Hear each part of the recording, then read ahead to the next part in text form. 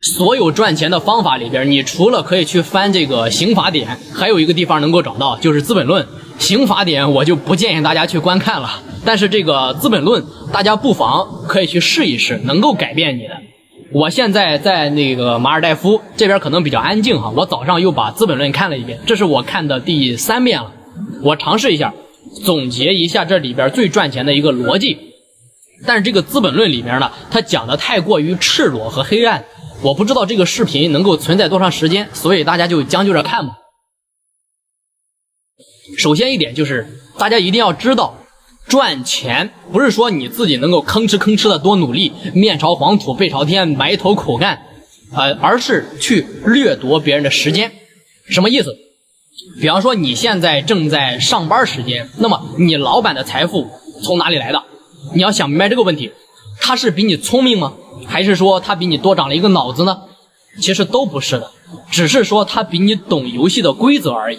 那么这个规则就是他利用一个诱饵让你上钩，然后买走你所有的时间和体力。所以说利润不是靠老板的机智，也不是靠这个机器的先进的生产而得到的，而是从工人的这个额外的劳动时间中转化出来的。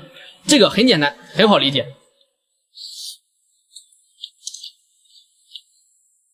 如果说你让你的员工每天去工作8个小时，那么其中4个小时创造的价值正好给他发工资，这叫做什么？这叫做必要的劳动。剩下的4个小时创造的所有的价值，这个价值全部去哪里了？全部装在了老板的口袋里面。那么为什么你越努力还是越穷呢？其实《资本论》里边他说过一句话，说劳动者并没有真正的自由，你唯一的自由就是你选择被谁去剥削。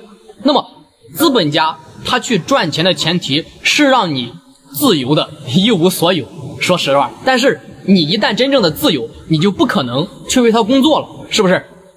所以说工资只是按照最低生存的一个标准而定的价格来换取你的时间和你的劳动。这个月你挣完了钱，下个月你把钱花完，你如果不去挣，你就没有钱可花，你就活不下去，对吧？你永远逃不出这个死循环。你总是幻想着你要自由，那么这恰恰就是资本家给你头上扣的一个帽子，慢慢去剥削你的一个密码。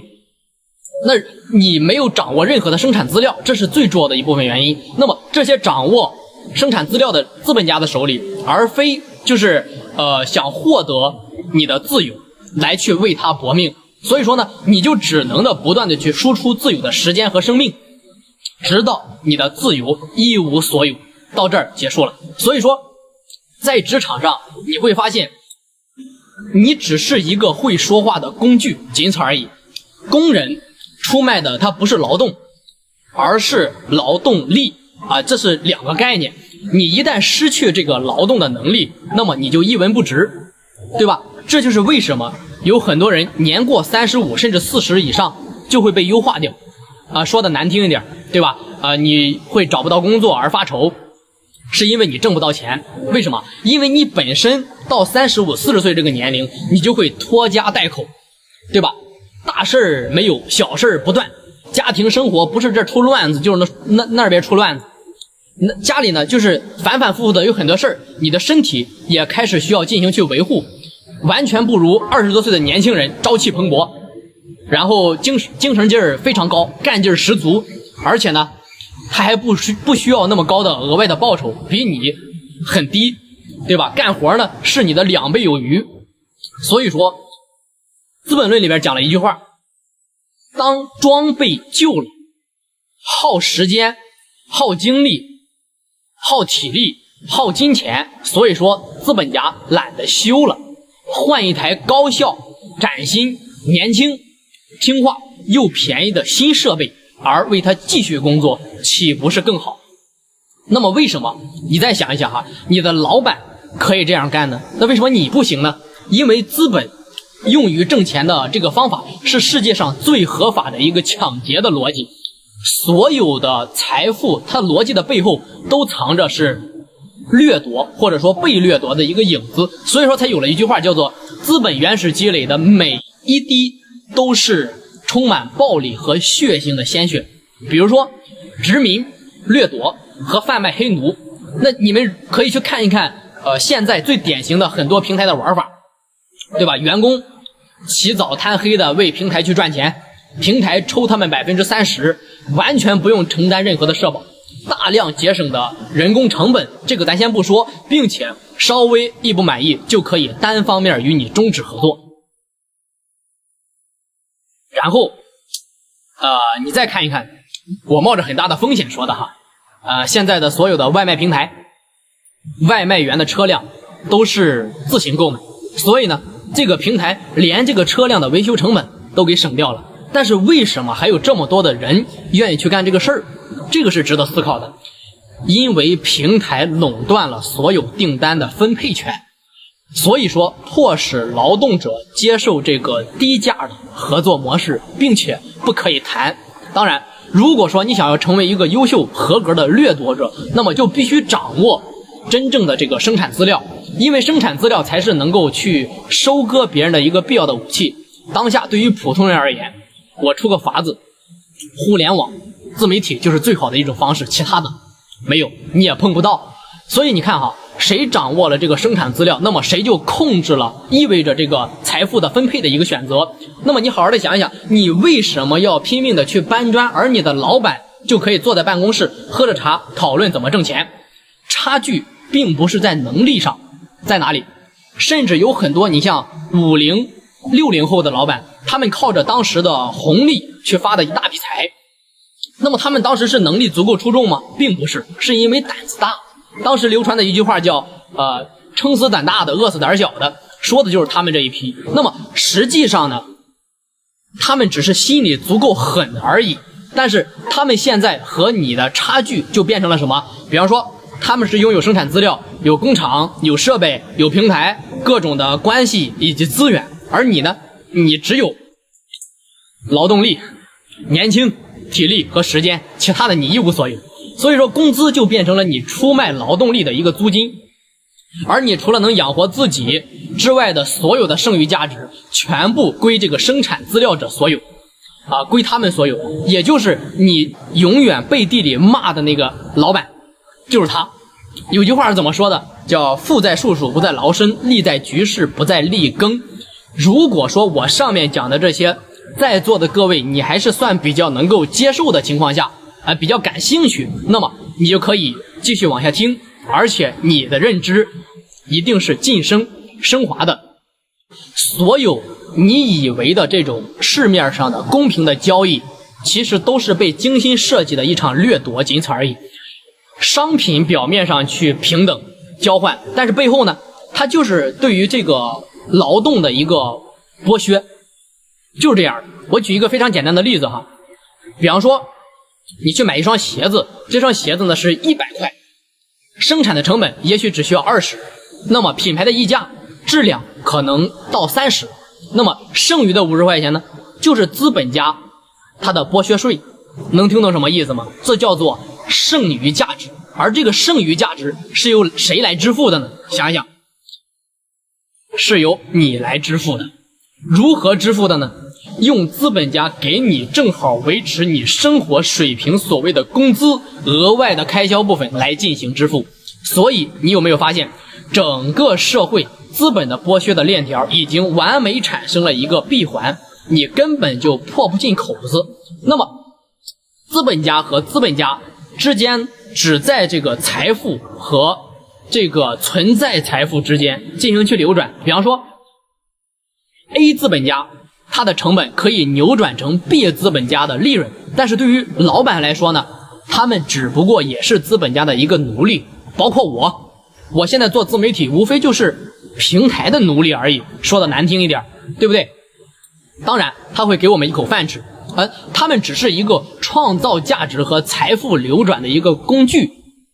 说到这儿应该能理解哈，包括我们也一样的。那 OK， 如果说你看到这里，基本上你就可以对号入座了，你是哪一部分人。那么对号入座完之后，我不妨再告诉你一件事情，很有意思哈。你感觉你的老板他真的是在享受他的财富吗？其实不是，他只是被牵着鼻子走的高级奴隶，仅此而已。马斯克曾经说过一句话啊，他是这样讲的：资本不仅支配人，也支配资本家。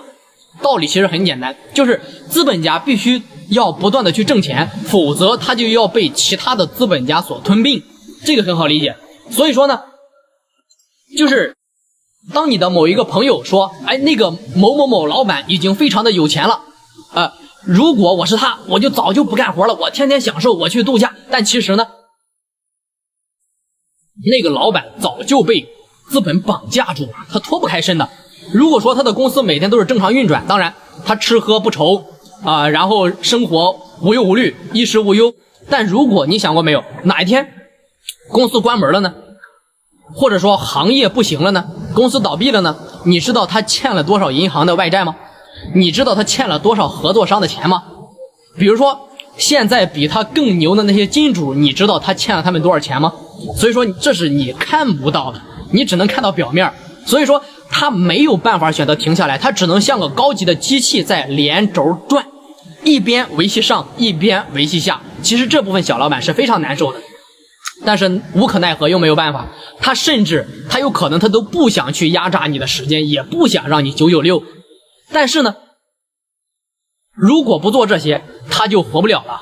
最后呢，就形成了一种恶性的循环，丧失了道德感，然后被你们一直去骂。比如说我现在在马尔代夫，你以为我是真正的度假吗？其实我只是想找一个安静的地方，然后去思考我接下来的路该怎么去走，怎么样才能够让公司更进一步，更加稳定，未来往哪一边去发展。说白了，其实就是为了怎么去挣更多的钱。如果你是亲自来过马尔代夫的朋友，你会发现并不是有钱人来这边消遣娱乐的，更多的是为了减少自己的压力，换一个环境，换一个地方，也许就能够找到更多的灵感。所以资本论给我们揭示的一个真相是什么？无论贫穷，在资本的逻辑里边，人都是会被异化成灾，人要么为了生存去卖命，那要么为了挣钱而丧心病狂。讲到这儿，如果说你还能够接受的话，那么你就继续往下听。